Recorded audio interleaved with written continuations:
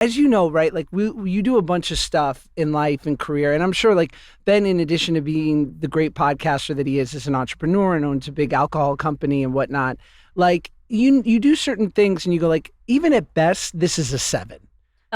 Even if this goes perfectly, this is only going to be like pretty good.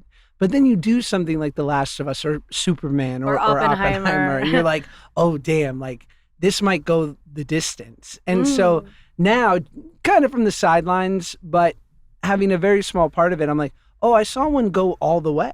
Yeah. Like it won Best Picture. Yeah. And I'm like, okay, now I can say I like kind of got to watch it a little bit. Have either of you ever had the opposite experience though? Like you went into, maybe you did like an indie project, you had very low expectations and it just exploded.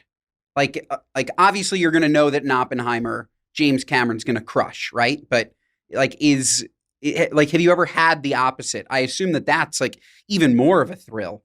Mean Creek. Right? Yeah, I mean, but Mean Creek was great, but no one saw it. You saw it. I feel like didn't it win something at Sundance? Oh, that's our industry. It's so small. Yeah. I guess you mean like I'm trying to think of like Paranormal Activity, like something that really like that low budget. My Big Fat Greek Wedding. Exactly. Yes. Yeah. The best. Windex. Yeah. You need Windex. Yeah. I mean, I would say one that I was surprised by the outcome would probably be Instant Family. When we were filming, it was really intimate, and obviously fucking Mark Wahlberg was in it, so there would be some sort of success that came out of it. But I think maybe not the financial success as much as like it's the one that everyone tells me is their favorite, and it just touched people on a really personal level. And I was like, oh, if I can just have that feeling again that I did something meaningful and purposeful, I would love to do another sort of Instant Family type thing, whether it be an indie or star Mark Wahlberg. Dude, tell us about I always say Ben's the Mark Wahlberg of podcasting. I am. Like, he's up at 2 a.m. Was he doing his 2 a.m. workouts during that time? Yeah, and eating like 8 blueberries for breakfast. Me. And yeah, and had his entourage and everything, and they're all so cool, and he's so disciplined. I remember he brought like a sunbed. Not a sunbed, like, you know those beds that are collapsible and you put them out so you can lay out on the beach or something. Is that a sun chair? Is that? Yeah, like a chaise lounge. A chaise lounge. Chaise lounge. But like a retractable one. And he would bring that and sit in that instead of the cash chair and just take naps in between, because that man probably wasn't sleeping. I mean, he's always producing and working and filming at the same time, and as a father. Are you ever like, can you be casual and be like, Marky, like, let's go hit the craft service table. Like, I heard they got quesadillas. Can you honestly, do that? Yeah. I mean, we had a scene where we were dancing, and it was sort of supposed to be, it was more off the page. You know, we kind of had to improvise. And I went around and asked some people in his entourage, because one of them was a dancer that used to, you know, dance with him as, you know, Marky Mark and Funky Bunch. And I asked him to teach me some of the dance moves from their music videos and just try to see if I could sneak in him doing that in the movie. And I think they included a little portion of it, but it was more for the moment and for me, and it was really fun.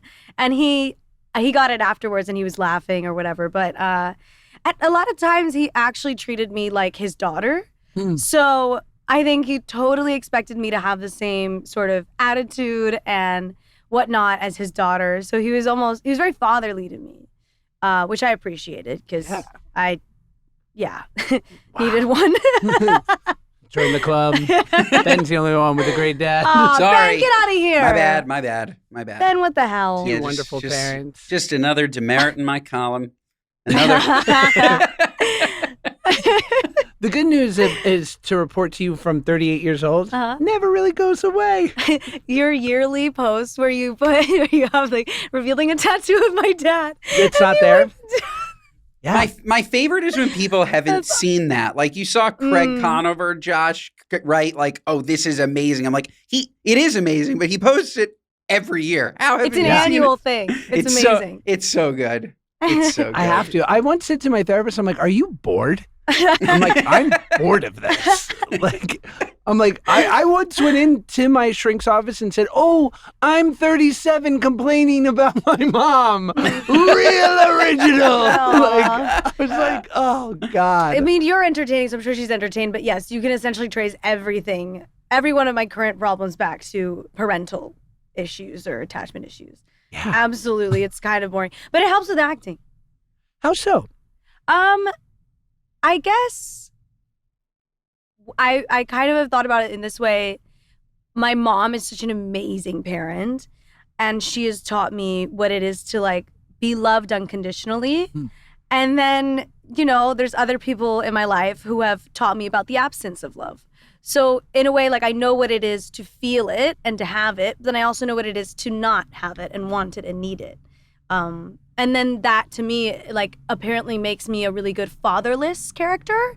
If you look at my roles, I always, like my parents are always dead. Like one's always dead. Right. I never have two parents in a film, and I don't know why. I just look parentless, I guess. Rad. Yeah. Wait, do you ever have those moments as an actor where something rough, a life thing will be happening? You're going through a breakup, something hurts, and a little part of your brain goes like, oh, this will be good for later. Yeah. Right now I'm going through something and I'm like, I wish I had some outlet for this other than writing in my notebook and reading it later and cringing. I wish that I could apply it to a character right now, because I definitely use that. It's therapeutic as hell. Yeah. Especially when it turns out great and people compliment you. You're like, yeah. The struggle. It's literally it all comes back to girls, Josh. Josh knows this, Isabela, but I'm like 20 years behind. Anything that you saw 20 years ago, I'm watching now. So I'm just finishing. He just learned about 9/11. I'm just finishing Girls, and that is what Lena Dunham does. She just is a catastrophe, so she can write about it. So yeah, I get it. Have you seen Panic in Central Park? No. When did it come out? No, it's an episode in Girls. Oh, definitely seen it. Yes, I just don't know the names of the. Crazy. Yes, I've seen all of them. It's arguably the best episode on Girls. It's just a great show. And Josh and I spoke about this. Lena Dunham gets such a bad reputation, and then you watch that show, and you're like, oh, she's kind of a genius. Like it's so good, so good. Yeah, another show I've been enjoying lately is called Dying for Sex with Michelle Williams. I think Michelle Williams is one of my favorite actresses of all time. And Shannon Murphy is an amazing writer, and she kind of just, she I think EP'd or maybe directed every episode, and there's some common tone in all that she does that kind of reminds me of Lena Dunham too, because it's very raw. So if you have time, watch Dying for Sex. And then she also made a film called Baby Teeth, which I think is phenomenal. And there's always some sort of like cancer component. So it's like characters directly addressing sort of oblivion and sort of the promise of death. Wow. But she makes it funny somehow. And it's really good. So those are my recs that you didn't ask for. I'm in.